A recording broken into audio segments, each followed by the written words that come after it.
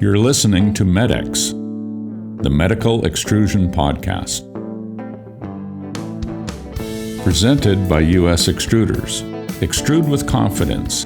Custom extrusion equipment designed for you and your application. Welcome to the MedX Podcast. I'm Steve Maxson. Today's guest is Ido Sadan, R&D Manager at Coramaze Technologies, based outside of Tel Aviv. Coramaze Technologies is a medical device company that develops minimally invasive technologies to treat heart valve diseases. Ido, thanks for joining the MedX Podcast.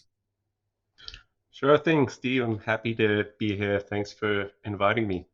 Some of our listeners may not be aware that Israel has a thriving medtech development ecosystem that is attributed to world-class academic institutions, active venture capital funding, and a robust entrepreneurial climate.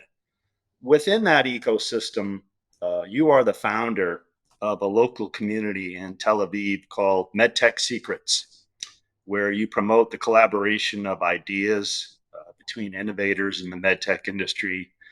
Please tell our listeners a little bit about Medtech-Secrets. Sure. So Medtech-Secrets is really, the purpose is really opposite from its name, right? The purpose is to uncover and share secrets of the industry that would normally be kept between a company or an organization. And the origin of it really is jealousy. So I have been going to industry conferences since I was an undergraduate student, and eventually came to the realization that I'm jealous of physicians and scientists that are able to share their work and share their findings with their colleagues. And that I found to be very uncommon between my colleagues, developers, engineers, and innovators of medical technology. But then I've noticed that when I need help personally, what I do is call a friend or email a friend or an acquaintance, and they're happy to help. So I felt like if I created the platform for people to share this information, then they have the same needs and wants as I do. They want to get help, and they want to share something they've learned.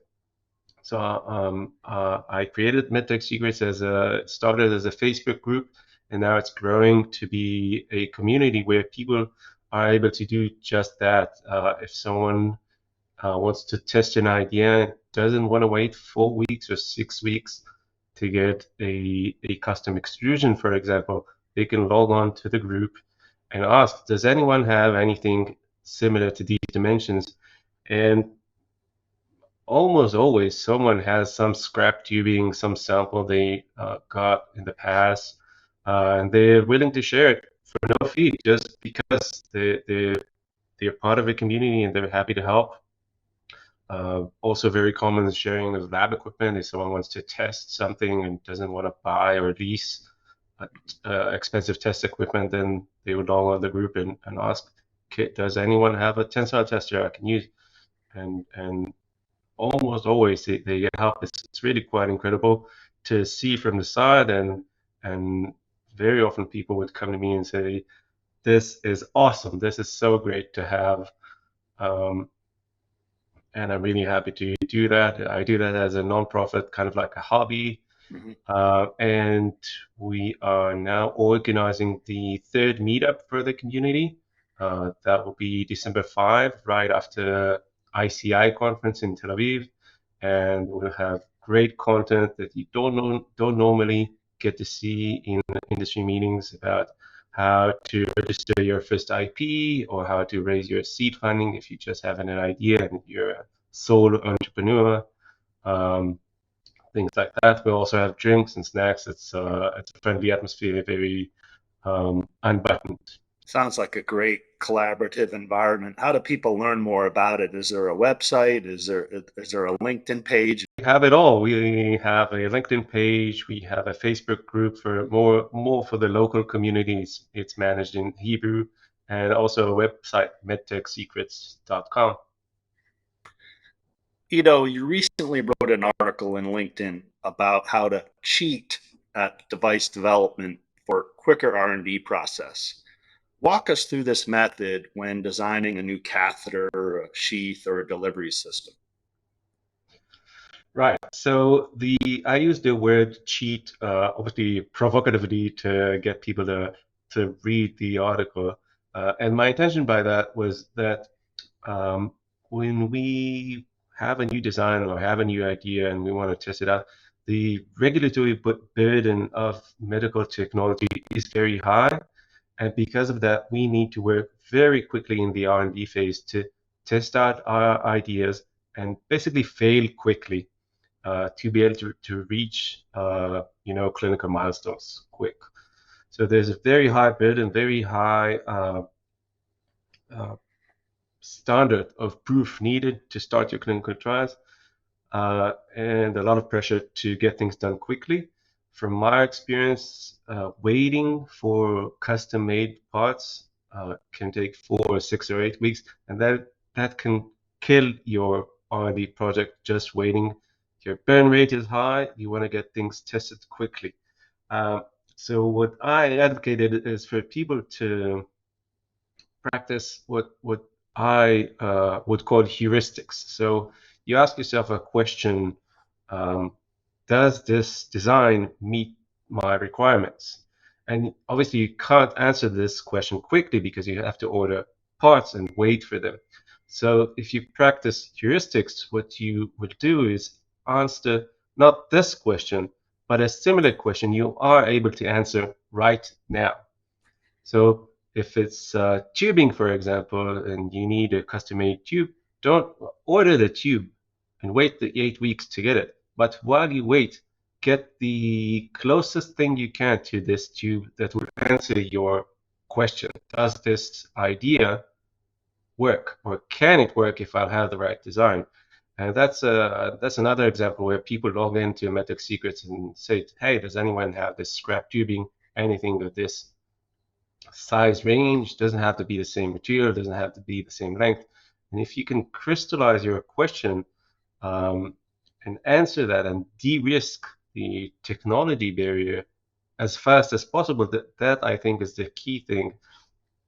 And over the past 5 years, I would say we are very fortunate as development engineers, because there's more and more online shops that offer stock components, wires, metal tubing, nitinol components, braids, extrusions, radio opaque markers, all these things, you can pretty much get them overnight and then test out your idea. Now, of course, they are expensive on a per part basis and they don't answer exactly the question you've asked, but they are cheaper by far than waiting 6 or 8 weeks to get your part and then only then answer your question and then proceed to the next step of development.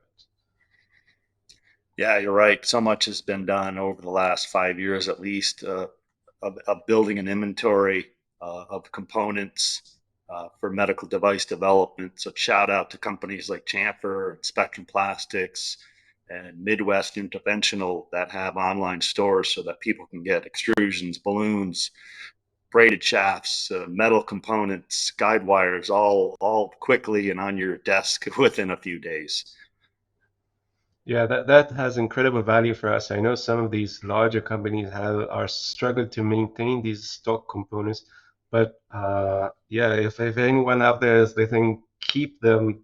It is extremely valuable for us, and then it gives us incentive to work with you as we grow. Right, absolutely. Ido, Coramaze Technology has developed a device called TriRepair to treat tricuspid regurgitation. Tell us a little more about this device. Sure. So, correct. We have developed the TriPair device. It is intended to treat secondary tricuspid regurgitation, and we have been working on it since 2018 for the part, and since 2018 till middle of 2021, we've been busy in the lab in the preclinical studies, and only recently have started recruiting for our first in-human clinical study. We've performed several implantations so far in several clinical centers, and it is absolutely amazing to see the fruits of your labor, very intensive labor, finally being tested. Honestly, high heart rates for the first attempt. It's very scary stuff. There's a lot of risk, and it doesn't really matter how hard you worked during the V&V stages, and you're pretty sure it works. But then if anything goes wrong, the results can be catastrophic.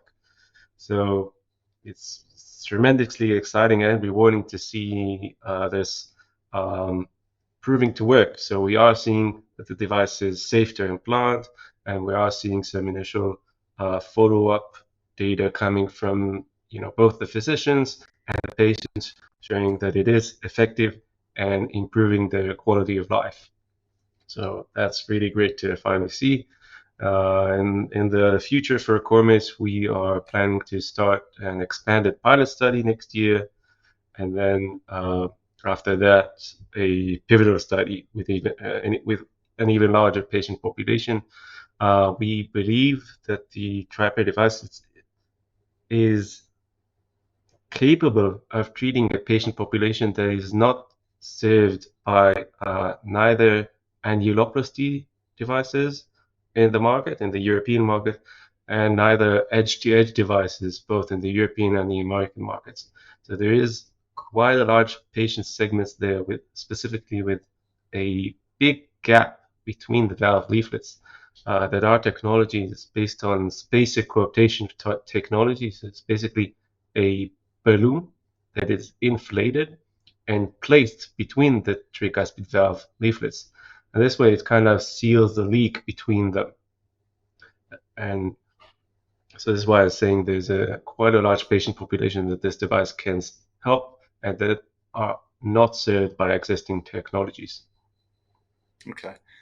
I know it's sometimes hard to visualize or see the path going forward, but when do you anticipate this device being commercialized?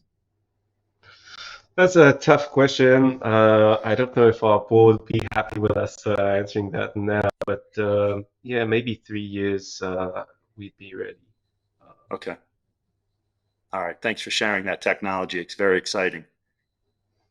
It is. We're working hard, and it's unbelievably rewarding to start seeing patients saying, "I feel better." Ido, thanks for joining the MedX podcast. Great conversation, and we look forward to having you on again. Sure, it's been a pleasure, and I'll be waiting for your invite, Steve. Okay, will do. Thank you. Thank you for listening to MedX, the Medical Extrusion Podcast, presented by US Extruders. Please subscribe to make sure you're getting the latest episodes.